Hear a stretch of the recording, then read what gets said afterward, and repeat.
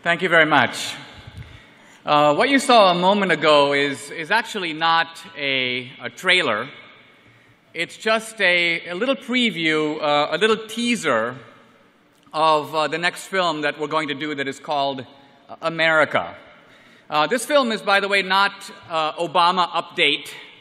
In fact, if you want Obama update, just watch 2016. Toward the end of that film, we kind of lay out a script for Obama, and he is, so far, obediently following that script. Our situation is much bigger than Obama. It's ultimately about the meaning of America. When the American founders got together 200 years ago, they wanted to make a new kind of country, and in fact, a new kind of human being. They wanted to create something very distinctive. Now, what is distinctive about America? As you know, when Obama was asked that question, he said, in effect, nothing. But I want to highlight one aspect of American exceptionalism that goes to the core of what does make America unique.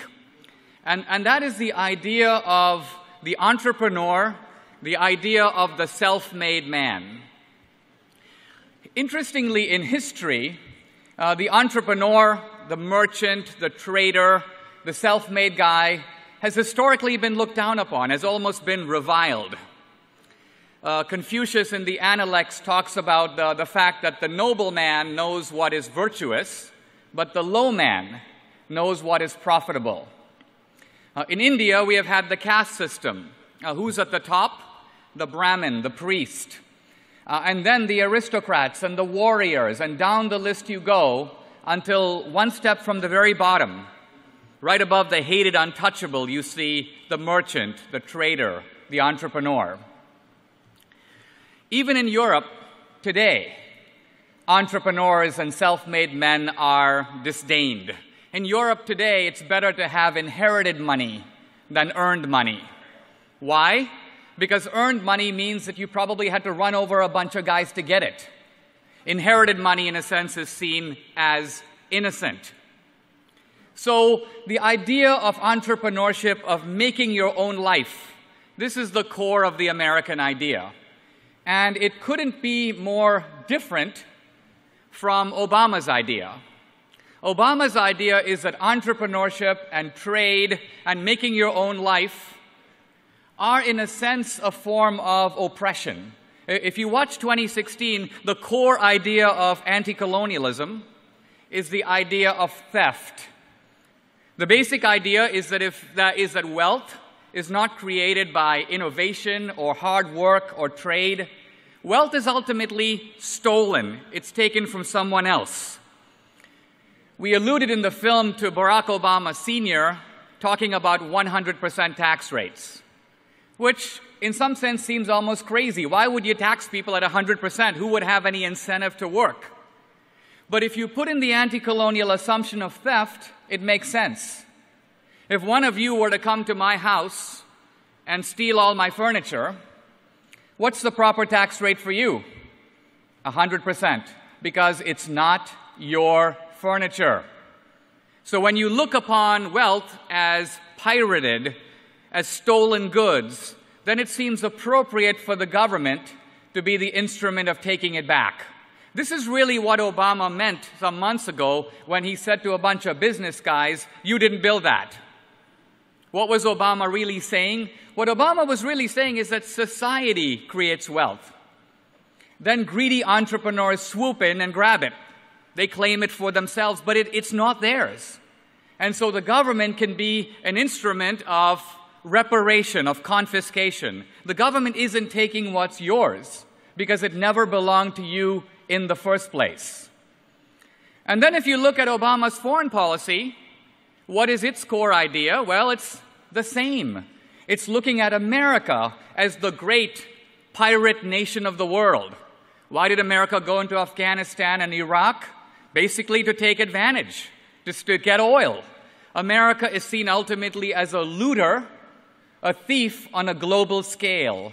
And in some sense, Obama's foreign policy is aimed at trimming back America, restoring a kind of global balance of power. Now, the important point to realize is that this anti-colonialism isn't just some Kenyan thing. It isn't just some foreign thing. Anti-colonialism has come to America in the 60s. It's part of American liberalism. And if you listen to the liberal story of America, it is a story of what? Theft. How did we get America? We stole it from the Indians. Slavery is seen as, in a sense, robbing the free labor of African Americans. And so the whole story of America is a story of oppression. This is the liberal argument in its broad scale, and it needs to be answered. And in our film, we intend to answer it.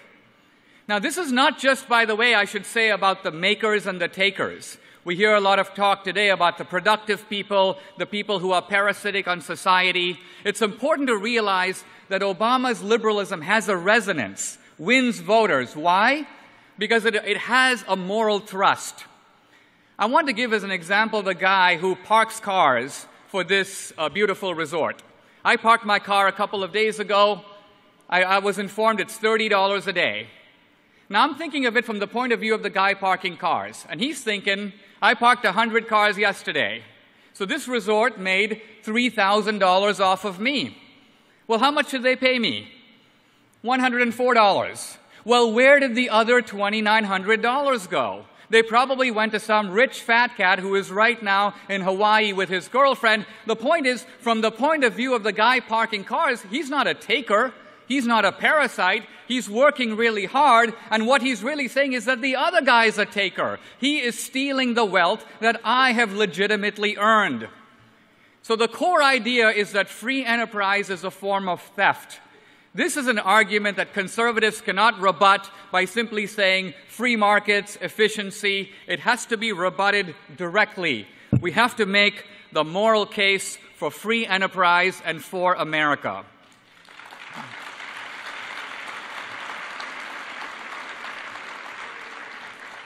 A conservatism that did that would be a conservatism that would be viable and powerful again. This is not about Obama. The United States, ladies and gentlemen, is bigger than Barack Obama.